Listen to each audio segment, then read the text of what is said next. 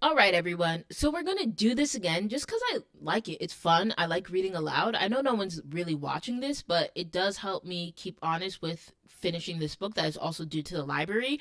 And also, I just want to finish reading it. And I like the book and it's challenging to me. So there are several things I want to comment on. First, I do know that the sound quality for my first video was basura, and that was my fault. I didn't realize that I was recording on my MacBook as opposed to the microphone that I do have that was connected. I just forgot to make sure that notation was made. All right, so now hopefully you're hearing me loud and clear. The second thing is I want to clarify my comment about Cenat.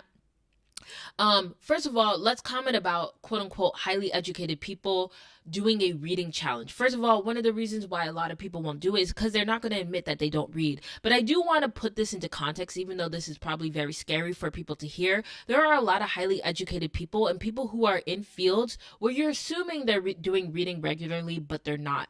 When I was working in a big law firm environment, I knew just because of the constraints of the work and the job, a lot of people fell out of reading casually. And a part of that was just the job, but also it was culture in general. Again, relaxation now is associated with doing things on your phone or watching a movie or a TV show. So the idea that you're going to relax with reading a book, which is also what you're kind of doing all day at work as a lawyer, is very uncommon. But again, you could still, even in the context where you are quote unquote reading a lot in your lawyer job, you could still have stunted growth because you're not really exploring outside of a very myopic, or well, not necessarily myopic, but a very narrow set of facts and information. So that's what I'm saying is I'm challenging people who are quote unquote highly educated to continue to read, because once you stop reading, then it's over. Whatever you learn, first of all, can be lost. So, this idea that yes, you took all these classes in undergrad and grad school. Hey, guess what? That's all going to go away if you're not actively using that information later on. And then beyond that, you have the situation where, people are sort of reading emails. I mean, that sounds funny, but truly, they're just reading emails and contracts all day, and that's not necessarily going to with your help with your sort of articulateness outside of those contexts, which is oftentimes why there are those stereotypes of the intelligent person who is emotionally stunted, because while they might be able to represent themselves for some legal argument, they're not able to bring that emotional sense to conversation. And then with Kai Cenat again, I think I minced my words a little bit, but again, I do still want to put my foot on the gas of we need to do better in our American education system. We also need to do better, quite frankly, I would argue, with what people are attracted to. I think, seeing Kai Cenat do this, it is an indication that he does have his fame for a reason. He's always willing to push himself to do better, to elevate whatever he has already done. He's not always going to be satisfied with it. He's always going to take it to that next level. And I think there are a lot of people who get very comfortable and passive in their success, hence why they never reach a Kai Cenat level of success. But the fact that he is willing to be vulnerable in this way, I think is an indication that, he's always kind of been fated for this type of success because he's the type of person to push himself. And so I, again, am reiterating that you can always push yourself no matter what a degree tells you. And again, even if you have a degree or what have you, you can lose what you've quote unquote learned if you're not actively using it. So in the same way, I'm just going to go ahead and continue to read Erving Goffman. It's not the most exciting book, but I find it very fascinating. Haven't read it in between. I had an incident on the train the other day. I used to really, when I say used to, I mean last week, I really liked reading on the train, but due to incidents that have occurred recently, I have suddenly been very reluctant to do so. So that's just something to keep in mind. I don't know. I think I'll get over it eventually, but for now, I feel like I can't read on the train, which was actually a huge part of my reading practice. But I'm now looking through on page 102, which I believe is where I ended, and I'm going to try to find where I left off. Let's just start at this paragraph, regardless of if I read it or not. We'll go from there. All right, the bottom of page 102, and here we go. In general, those who participate in the activity that occurs in a social establishment become members of a team when they cooperate together to present their activity in a particular light. However, in taking on the role of a performer, the individual need not cease to devote some of his effort to non-dramaturgical concerns, that is, to the activity itself, of which the performance offers an acceptable dramatization. We may expect then that the individuals who perform on a particular team will differ among themselves in the way they apportion their time between mere activity and mere performance. At one extreme, there will be individuals who rarely appear before the audience and are little concerned with appearances. At the other extreme are what are sometimes called purely ceremonial roles, whose performers will be concerned with the appearance that they make and concerned with little else. For example, both the president and the research director of a national union spend may spend time in the main office of the union headquarters, appearing suitably dressed and suitably spoken in order to give the union a front of respectability. However, one may find that the president who also engages in making many important decisions, whereas the research director may have little to do except be present in body as part of the president's retinue. So I think I know what that word is, retinue, RETINU, but I'm going to Google it. It made me pause and it caused me to stumble a little bit, so I'm going to research. No, it's not. This is not research. In fact, I think a huge issue with society as well is people thinking that Googling something and looking at one thing is going to give you an idea of what it is. So Redtune, let me see how it's pronounced. I'm going full Kai here. Retinue. All right. Your girl was not pronouncing it right. Retinue. Retinue. It's a group of retainers or attendants. It's like a group of advisors. And I'm writing this down because, as I've said, I think writing things down makes it stick in your head more. So, a group of assistants or advisors, and they usually are accompanying a important person. All right. Now I already forgot how to say it. Retinue. Retinue. Retinue. All right. I think I got that. Okay, so let's go back to this example of the union and the president and the research director. Union officials conceive of such purely ceremonial roles as part of window dressing. The same division of labor can be found in domestic establishments, where something more general than task qualities must be exhibited. The familiar theme of conspicuous consumption describes how husbands in modern society have the job of acquiring socioeconomic status and the wives the jobs of displaying this acquisition. During somewhat earlier times, the footman provided an even more clear instance of the specialization. But the chief value of the footman lay in one of these domestic services directly. It was the efficiency with which he advertised the extent of his master's wealth. All domestics served that end, since their presence in an establishment demonstrated their master's ability to pay and maintain them in return for little or no productive work. Jesus Christ. But all were not equally effective in this respect. Those whose uncommon skills and specialized training commanded a high remuneration reflected more credit upon their employers than those who were paid at lower rates. Those whose duties brought them obtrusively into view more effectively suggested their master's wealth than those whose work kept them constantly out of sight. Livery servants, from the coachman down to the footboy, were among the most effective of the lot. Their routines endowed them with the highest visibility. Moreover, the livery itself emphasized their remoteness from productive labor. Their effectiveness achieved its maximum in the footman, for his routine exposed him to view more consistently than did that of the others. He was, in consequence, one of the most vital parts of his master's display, and that came from J.J. Hecht, the domestic servant class in 18th century England. So there were some words I stumbled around there, and remuneration. I see remunerations, but it's REMUN. Maybe I've been saying remuneration wrong. Remuneration. Remuneration, money paid for a service. Okay. That makes sense. Remuneration, money paid for a service. So yeah, that's an interesting excerpt. This idea that there are, I guess, I don't know if I believe this. Sometimes I'm gonna say this. Sometimes you read things and you're just like, especially with sociology, it's a bunch of wealthy motherfuckers, sorry, excuse my French, who are observing from the outside in and making like broad based conclusions based off observations. But it's like, I'm not really sure this is 100% true. The chief value of the footman, and a footman I am I'm thinking that's the man who just kind of stands outside the door and just like make sure it looks like they're everywhere. I feel like if I Google footman, maybe I should just Google it. Um, Footman servant. Maybe I am wrong in terms of the efficacy of this type of character. Was a domestic? Okay, this is Wikipedia.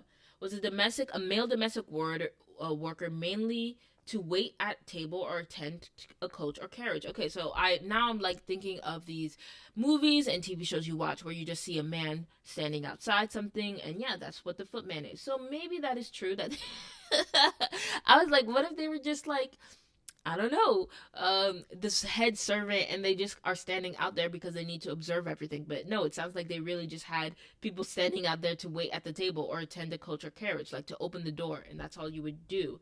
That is fascinating. And on Wikipedia, they have a page of, or they have a picture of the Queen. I think that's Queen Elizabeth in that carriage, and the two men just standing outside of it, not actually, riding the carriage or taking it where it needs to go, but the ones just standing behind it.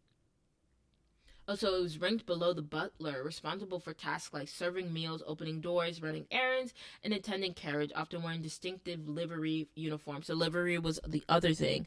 I went to the Met. What was that? It was uh oh gosh. It was the dandies. I think that dandyism was the exhibit there, and it's really, really great. So livery is that word, because I was like, I've heard livery a lot, and that's because I think when I went to the Met and I saw that exhibition, livery was used a lot, and livery means uniform. All right, so I'm gonna hold this person. Yeah, there were people just paid to stand there. Essentially, it may be remarked that an individual with a purely ceremonial role need not have a dramatically dominant one. All right, so you don't have to be an important person to have a very important ceremonial role. A team then may be defined as a set of individuals whose intimate cooperation is required if a given projected definition of the situation is to be maintained. A team is a grouping, but it is a grouping not in relation to a social structure or social organization, but rather in relation to an interaction or series of interactions in which the relevant definition of the situation is maintained. We have seen and will see further that if a performance is to be effective, it will be likely that the extent and character of the cooperation that makes this possible will be concealed and kept secret. A team then has something of the character of a secret society. The audience may appreciate, of course, that all the members of the team are held together by a bond no member of the audience shares. Thus, for example, when customers enter a service establishment, they clearly appreciate that all employees are different from customers by virtue of this official role. However, the individuals who are on the staff of an establishment are not members of a team by virtue of staff status, but only by virtue of the cooperation which they maintain in order to sustain a given definition of the situation. No effort may be made in many cases to conceal who is on the staff, but they form a secret society, a team, insofar as a secret is kept as to how they are cooperating together to maintain a particular definition of the situation. Teams may be created by individuals to aid the group they are members of, but in aiding themselves and their group in this dramaturgical way, they are acting as a team, not a group. Thus, a team, as used herein, is the kind of secret society whose members may be known by non-members to constitute a society, even an exclusive one, but the society these individuals are known to constitute is not the one they constitute by virtue of acting as a team. Now, hold on one second. Girl, what is he really saying? However, the individual, okay, I'm going back. However, The individuals who are on the staff of an establishment are not members of a team by virtue of staff status, but only by virtue of cooperation which they maintain in order to sustain a given definition of a situation. Okay, that makes sense to me, right? So it's this idea that, because I've definitely seen this, I've definitely been a part of this, where you could be a part of a team. Like if you've ever been at a very toxic or low functioning workplace, you'll understand that there isn't a lot of cooperation. Oftentimes there might be silos. Shout out Theranos and Elizabeth Holmes, but like there might be a lot of silos. There might be a feeling of like you're competing against your fellow man, and so it's not together. Like even fast food joints, there is a difference of environment in the feeling when you go into a fast food joint and you know all these people who are working behind the desk are cool with each other, they respect each other, and they like each other, versus when they kind of hate each other. And then again, that makes it far more visible to us, the reader. So that last sentence that tripped me up, thus a team as herein is kind of a secret society whose members may be known by non-members to constitute a society, even an exclusive one, but the society these individuals are known to constitute is not the one they constitute by virtue of acting as a team. So, okay, I think I'm getting it. This idea that, like, all right, you might think that they are part of a team, but they're not necessarily known to constitute one. They don't aren't necessarily a team by virtue of acting as one. Okay, I think I'm kind of getting it. This idea that low cooperation, quote unquote, teams aren't really teams. Since we all participate on teams, we must all carry within ourselves something of a sweet guilt of conspirators. And since each team is engaged in maintaining the stability of some definitions of the situation, concealing or playing down certain facts in order to do this, we can expect the performer to live out his conspiratorial career with some furtiveness. Furtiveness is secretness. I'm pretty sure that's it. Let's just Google it to make sure. Furtiveness. You being secretive? Yeah, quiet and secretive. All right. Yeah. It's good. So I said there was no chapters. I lied. I think the chapters are just large as all hell. So now we're in chapter 3, and this is on page 106. So it took 3 chapters to get page 106. Region and region behavior. Ooh, this is about to get sticky. Tyler the behavior. Tyler the behavior. Tyler the creator. It's about to get sticky because I know that we're going to talk about race. A region may be defined as any place that is bounded to some degree by barriers to perception. Regions vary, of course, in the degree to which they are bounded, and according to the media of communication in which the barriers to perception occur.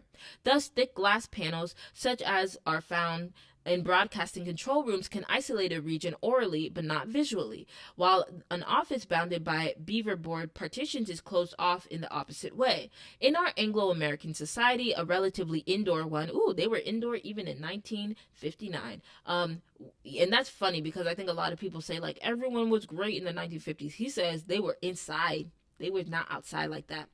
When a performance is given, it is usually given in a highly bounded region, to which boundaries with respect to time are often added. The impression and understanding fostered by the performance will tend to saturate the region and time span, so that any individual located in the space-time manifold will be in a position to observe the performance and be guided by the definition of the situation which the performance fosters. And of course, we have a footnote. I'm also going to read that footnote.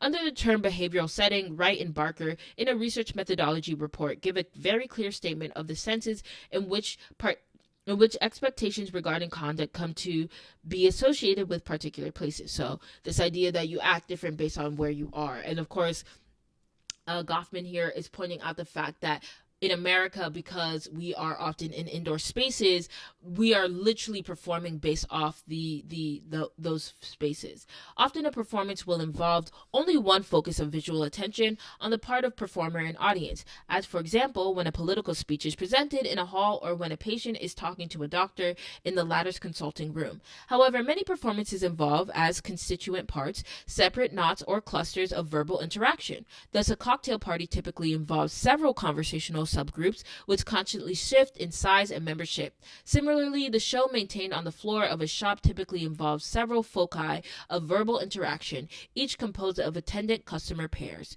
Given a particular performance as a point of reference, it will sometimes be convenient to use the term front region to refer to the place where the performance is given. The fixed sign equipment in such a place has already been referred to as that part of front being called setting. We will have to see that some aspects of a performance seem to be played not to the audience but to the front region.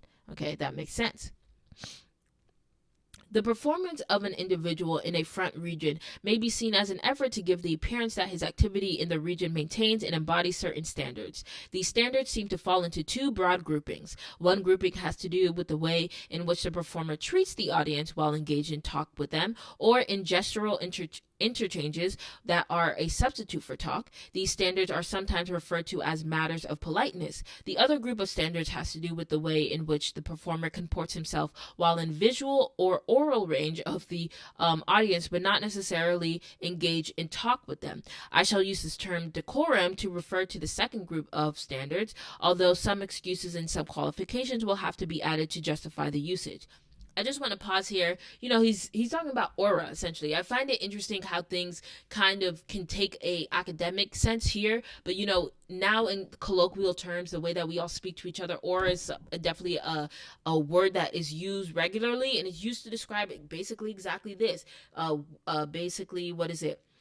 Comports himself while in visual or oral range to the audience, but not necessarily engage with talk to them. So when we talk about someone's aura, or that person has quote unquote aura, auras use the inference is that aura is inherently a positive thing, but if somebody has aura, that means without them even talking, they could walk into a room and command some audience.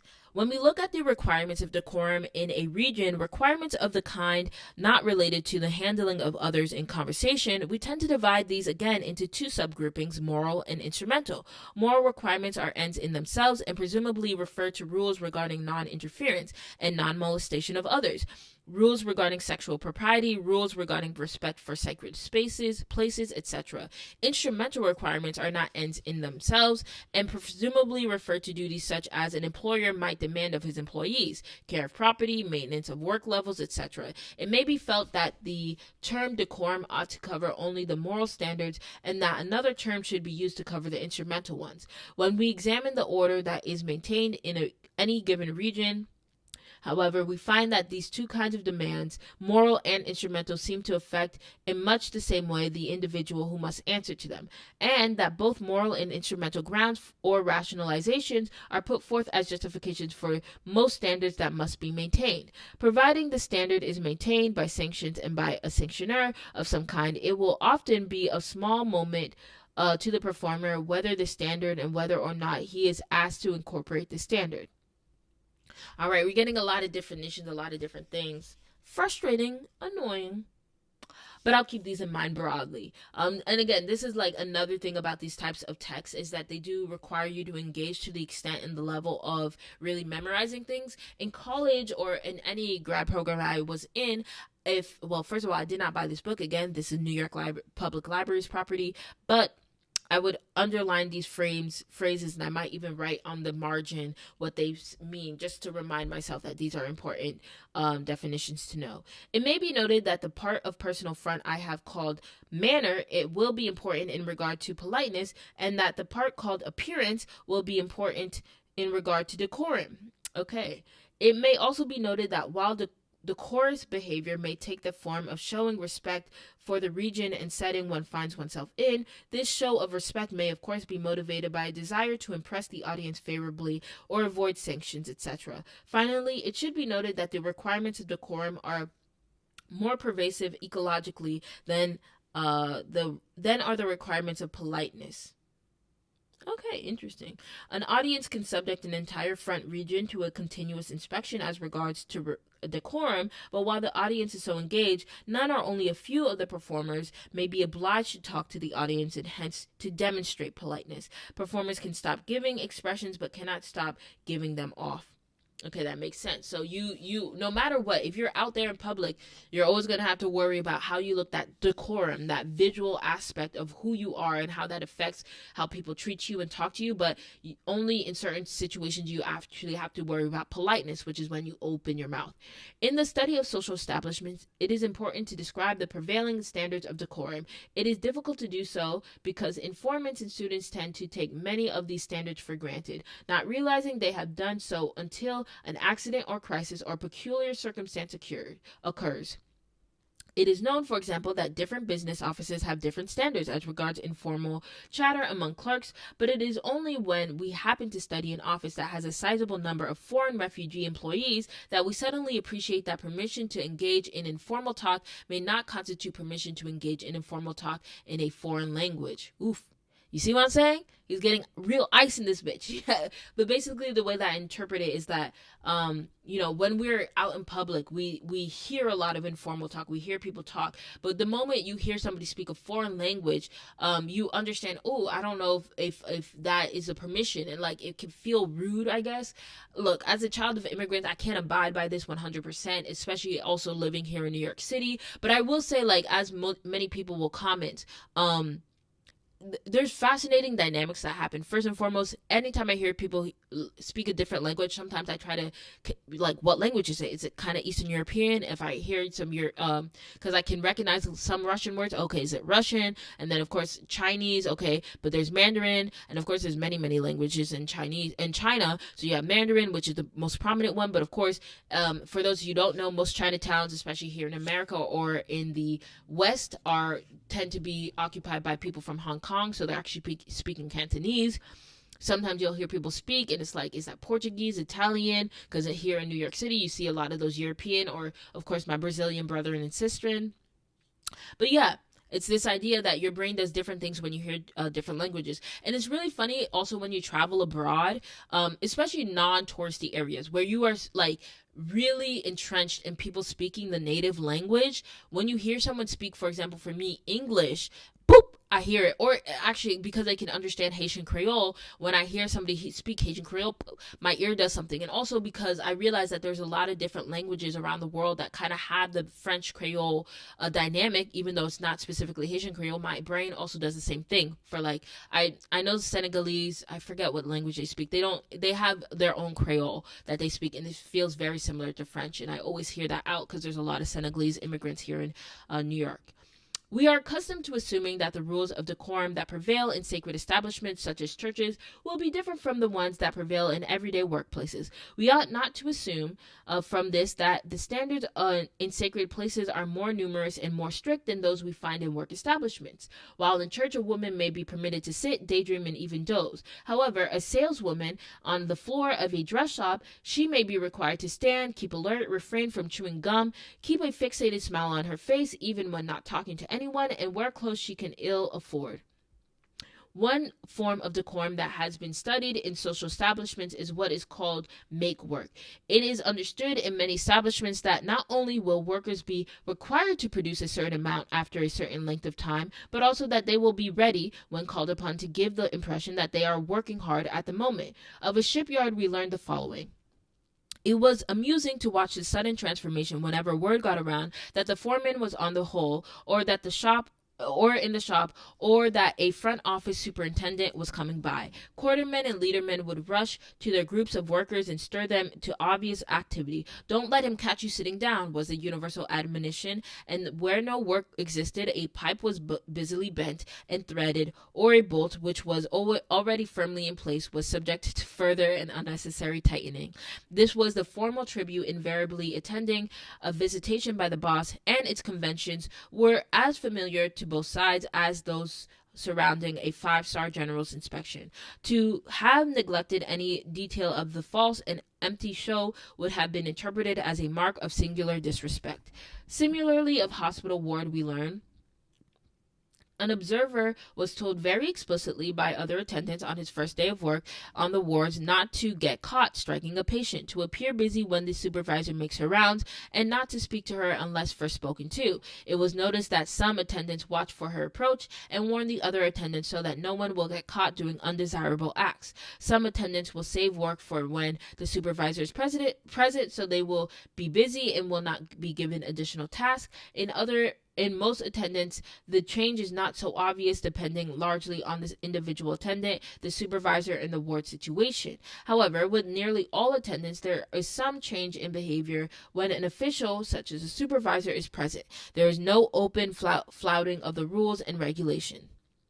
And I think this writer Willoughby has been cited several times throughout this book. They say wild stuff. I mean, they was abusing psych ward patients is essentially the conclusion I got, because they had one sort of show of how like it's important in your performance to recognize like sometimes you have to I thought there was this earlier in the book. There was this really interesting passage about how in any performance you are oftentimes challenging something. So you have to be very competent, but you also have to make sure that you have to follow the rules, but you also have to make sure that the patients, quote unquote, are acting right. So sometimes attendants they would say, okay, the rules say we can't hit the patients, sure, but we also want to make sure that we have these patients, quote unquote, in line. So a lot of these workers at these hospitals would hit patients but just not in the presence of their employer, but then that would allow them to reach their other goal, which was to have the appearance of a hospital that was in order.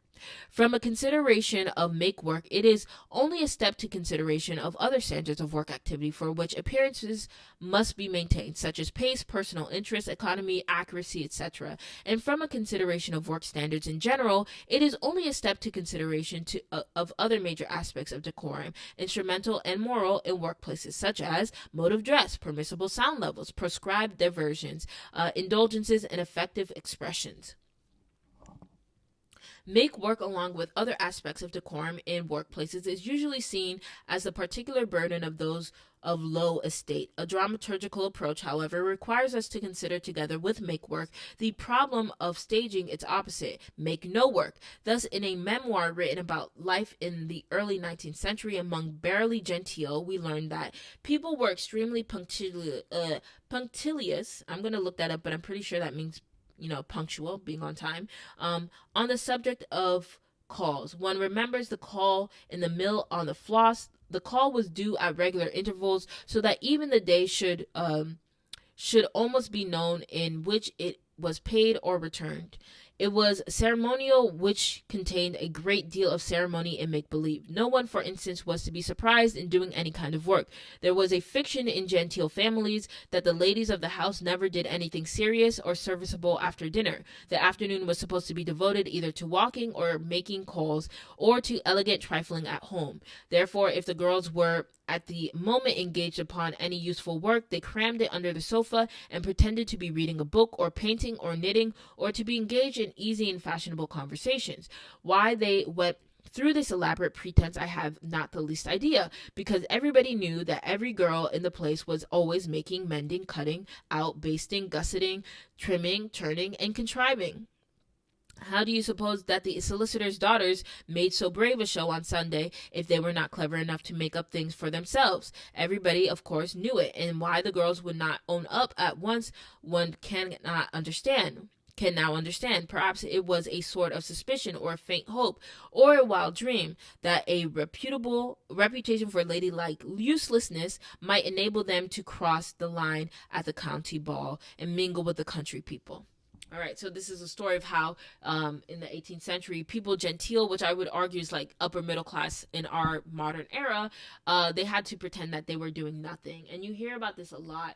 I would say that in modern era, actually, you do see that, particularly with women on social media. But there's like lifestyle social media influencers who I don't think are forthright about like how busy their lives actually are. Not to say that they have hard lives. I'm not, because I know people get really upset when influencers say that, but what you're not seeing is like how long does it take them to edit all their videos and put things together. Not to mention they'll go abroad or they'll travel somewhere, and there's a lot of tediousness in doing that travel and planning that travel as well. Some influencers will be explicit about how I created this video where it looked like I was having fun in the time of my life when I was high-key miserable. And so I think that's kind of the same thing here. Like this performance of relaxation, this performance of nonchalance, this performance of I was zen the whole time I was abroad, but in reality they weren't. So let's also look up punctilious. Maybe I'll also punctilious. Hey.